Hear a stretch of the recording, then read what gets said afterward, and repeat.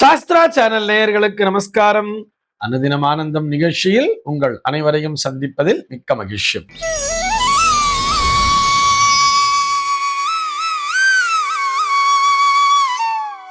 இன்று 6/2/2026 இந்த நாள் குறித்து பஞ்சாங்கம் என்ன சொல்றதுன்னு பார்க்கலாம் வாங்கோ.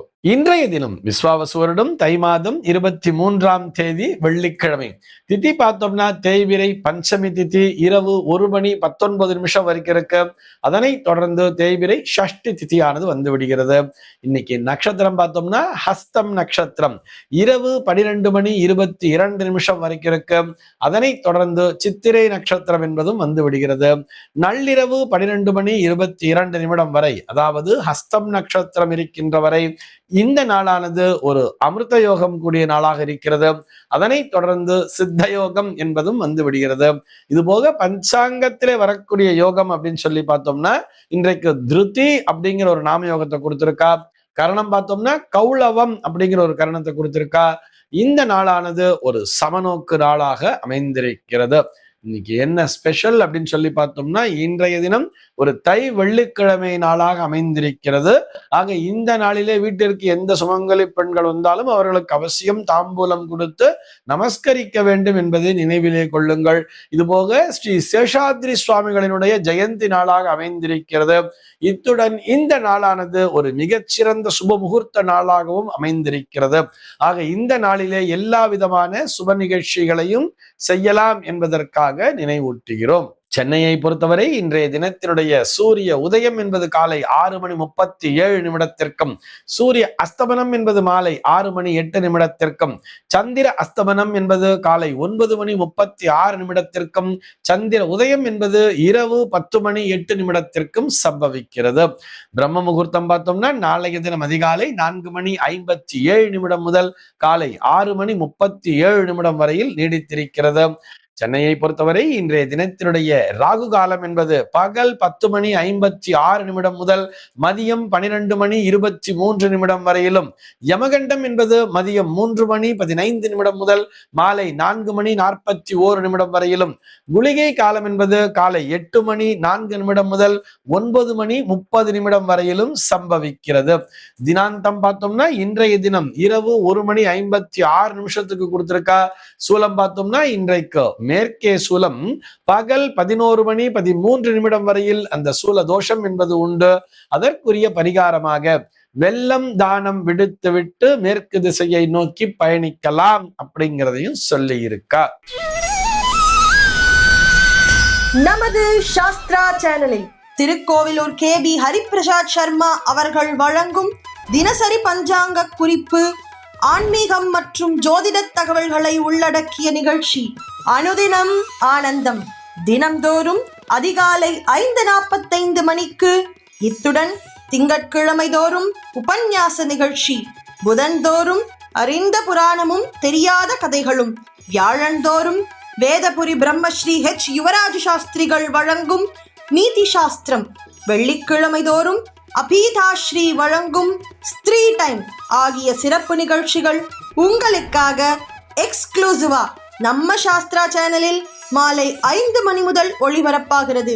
மறக்காம பாருங்கோ, லைக் பண்ணுங்கோ, சப்ஸ்கிரைப் பண்ணுங்கோ, முக்கியமா உங்க ஃப்ரெண்ட்ஸ் அண்ட் ரிலேட்டிவ்ஸ் குரூப்ஸ்க்கு ஷேர் பண்ணுங்கோ. இன்றைய தினத்தினுடைய ஆன்மீக தகவலாக நம்ம என்ன பார்க்க போறோம் சொல்லி பார்த்தோம்னா, ரமேஷ் ஸ்ரீனிவாசன் அப்படிங்கிற ஒரு நேயர் கேள்வி கேட்டிருக்கார். அவருடைய கேள்வி என்னன்னு சொல்லி பார்த்தோம்னா, இந்த சப்தபதின்னு சொல்றா இல்லையா, கல்யாணத்திலே 7 அடி எடுத்து வைக்கணும் 7 அடி எடுத்து வைக்கணும் சொல்றா, அந்த 7 அடிக்கு இத்தனை முக்கியத்துவம் தர வேண்டுமா என்பதுதான் அவருடைய கேள்வியாக அமைந்திருக்கிறது.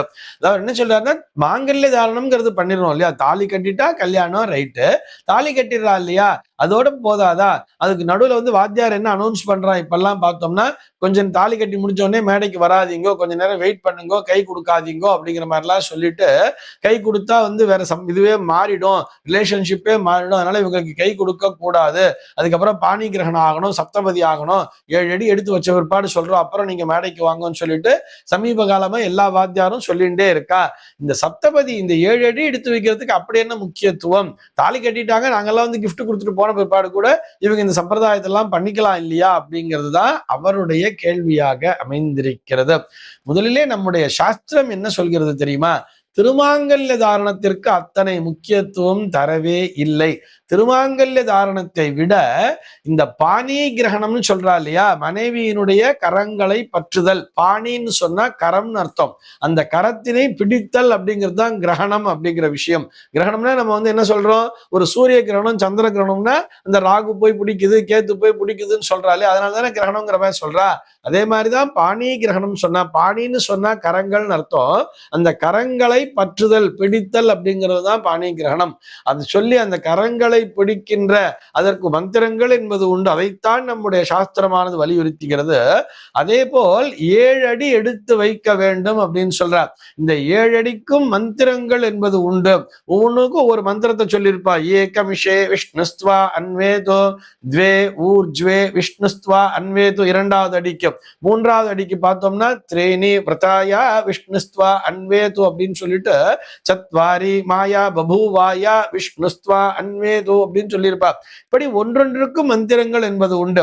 அதனுடைய பொருளையும் உங்களுக்கு வாத்தியாரே சொல்லி தருவார். அந்த மணமகனுக்கு மணமகனிடத்திலே சொல்லி மணமகனானவர் மணமகளை பார்த்து சொல்கிறாராம், இதெல்லாம் நடக்கட்டும் சொல்லிட்டு. இந்த முதல் அடியின் மூலமாக ஏகமிஷே விஷ்ணுஸ்துவா அன்வேத்துன்னு சொல்லும் பொழுது பஞ்சமில்லாமல் வாழ்வதற்காக, நல்லபடியாக வாழ்வதற்காக அந்த பகவான் விஷ்ணுவானவர் உனக்கு துணையாக இருக்கட்டும் அப்படின்னு சொல்லிட்டு இந்த கணவனானவன் மனைவியை பார்த்து சொல்கிறான். இப்படியெல்லாம் வாழ வேண்டும் அப்படிங்கிறதுக்காக. 2ஆம் அடி பார்த்தோம்னா துவே ஊர்ஜ்வே விஷ்ணுஸ்துவா அன்வேத் அப்படின்னு வரும்பொழுது அதற்குள்ளாக நிறைய பொருள் என்பது உண்டு.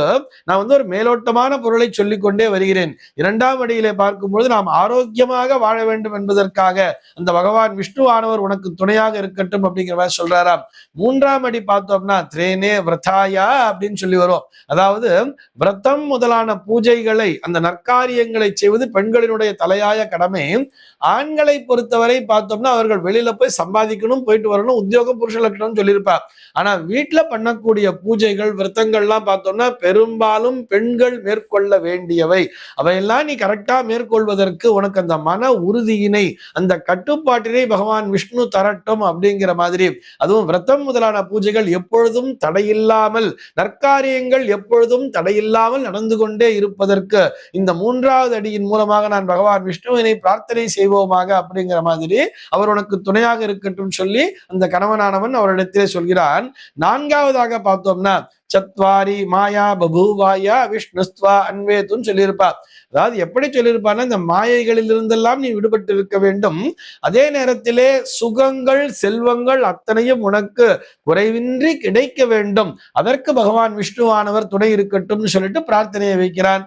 அதே மாதிரி 5வது அடி பார்த்தோம்னா பஞ்ச பசுபியா விஷ்ணுஸ்துவா அன்வேத்துன்வா. அதாவது நம்ம வீட்டுல இந்த பசுக்கள் கால்நடைகள்லாம் இருக்கும். அவைகளெல்லாம் நீ முறையாக பராமரிக்க வேண்டும். அதன் மூலமாக நம் இல்லத்திலே எப்பொழுதும் லக்ஷ்மி கடாட்சம் என்பது நிறைந்திருக்க வேண்டும். அந்த 5வது அடியின் மூலமா அதான் சொல்றார். இந்த 5வது அடியை எடுத்து வைப்பதன் மூலமாக நான் என்ன வேண்டிக்கிறேன்னு சொன்னா, நம்ம வீட்டுல எப்பொழுதுமே லக்ஷ்மி கடாட்சம் நிறைந்திருப்பதற்கு அந்த பசுக்களை எல்லாம் நீ போற்றி பாதுகாக்க வேண்டி அதற்கான அந்த வலிமையை பகவான் விஷ்ணு உனக்கு தரட்டும்ங்கிற மாதிரி பிரார்த்தனையை வைக்கிறார். அதற்கு அடுத்தபடியாக பார்த்தோம்னா ஷட் ருதுபியா அப்படின்னு சொல்லுவார். 6வது அடியின் மூலமாக ருது அப்படின்னு சொன்னா நமக்கு தெரியும், அந்த காலநிலைன்னு சொல்லும் இல்லையா. இந்த நாட்டிலே வெவ்வேறு பருவநிலைகள் அப்படிங்கிறது வரலாம். இந்த பருவநிலை மாற்றத்திற்கு ஏற்றார் போல் உன்னுடைய மனநிலையில் எந்த விதமான மாற்றமும் இன்றி சலனமின்றி நல்லபடியாக இருக்க வேண்டும். அதே போல் நாட்டிலும் இந்த நல்ல பருவநிலைகள் தொடர்ந்து கொண்டே இருக்க வேண்டும். அதற்கு பகவான் விஷ்ணுவானவர் துணையாக இருக்கட்டும் சொல்லி பிரார்த்தனை வைக்கிறார். 7வது அடியின் மூலமாக பார்த்தோம்னா தர்மம் நிலை நிற்க, தர்மம் கரெக்டா தர்ம பத்னியாக வாழ வேண்டும் என்று சொன்னால் அதற்கு யாகாதி கிரியைகளை எல்லாம் சரியாக செய்து வர வேண்டும். அதற்கு நீ துணையாக இருக்க வேண்டும் சொல்லிட்டு அந்த 7வது அடியின் மூலமாக நம்முடைய தர்மத்தை காப்பாற்றுவதற்கு பகவான் விஷ்ணுவானவர் உனக்கு துணையாக இருக்கட்டும் சொல்லிட்டு இவை அனைத்தையுமே அந்த பையன் சொல்லி இப்படி யோசிச்சு பாருங்க. ஒரு 1000 பேர் சூழ்ந்திருக்கக்கூடிய ஒரு சபையிலே தன்னுடைய மனைவியினுடைய அந்த பாதங்களை பற்றி ஒவ்வொரு அடியா எடுத்து வச்சுட்டே வரான்னு சொன்னா எவ்வளவு முக்கியத்துவம் கொடுத்திருக்கிறார்கள். ஆக நிச்சயமாக அந்த சப்தபதி என்பது, அந்த 7 அடி என்பது எடுத்து வைத்த பிற்பாடுதான் திருமணம் என்பதே அந்த இடத்திலே நடந்திருக்கிறது என்பது பொருள். வெறும் மாங்கல்ய தாரணத்தோடு நடந்துட்டதுன்னு அர்த்தம் கிடையாது. மாங்கல்ய தாரணங்கிறது ஒரு பார்ட் மட்டும்தான். ஆனால் அந்த மாங்கல்ய தாரணத்தை விட மிகவும் முக்கியம் எதுன்னு சொன்னா அந்த கரங்களை பற்றக்கூடிய அந்த பாணி கிரகணம் என்பதும் அந்த நேரத்திலேயும் உறுதிமொழியை சொல்கிறாள். நீயும் நானும் இணை பிரியாமல் வாழ்வோமாக அப்படிங்கிற மாதிரி ஒரு உறுதிமொழியை சொல்லி அதன் பிற்பாடு வாழும் பொழுது வரக்கூடிய விஷயங்கள் இதெல்லாம் இந்த 7 அடிகளை எடுத்து வைப்பதன் மூலமாக நீயும் நானும் மட்டுமல்ல இந்த உலகத்திலே வாழக்கூடிய அனைவரும் சுபிக்ஷமாக வாழ வேண்டும் என்கின்ற அந்த உறுதிமொழியை பகவானிடத்திலே சமர்ப்பணம் செய்கிறார் அல்லவா. அப்பொழுதுதான் அந்த திருமணம் என்பதே அந்த இடத்திலே பூர்த்தி ஆகிறது, முழுமை அடைகிறது அப்படிங்கிறத வலியுறுத்தி சொல்லி இருக்கா. அதனால நம்ம என்ன பண்ணணும்னு சொல்ல அந்த வாத்தியார் சொல்ற மாதிரி சப்தபதி அந்த 7 அடி எடுத்து வைக்கிற வரைக்கும் பொறுமையாக இதில் இருக்க வேண்டும். அதற்கு பின்பே நாம் அவர்களை மேடைக்கு சென்று வாழ்த்த வேண்டும். இதிலே எந்த விதமான சந்தேகமும் இல்லை. இந்த தகவலோடு இன்றைய தினம் உங்களிடமிருந்து நான் விடைபெற்றுக் கொள்கிறேன். மீண்டும் உங்கள் அனைவரையும் நாளைய தினம் ஒரு புதிய தகவலோடு சந்திக்கிறேன். அன்பர்கள் அனைவருக்கும் அனுதினமும் ஆனந்தமாய் அமைய பிரார்த்திக்கிறேன்.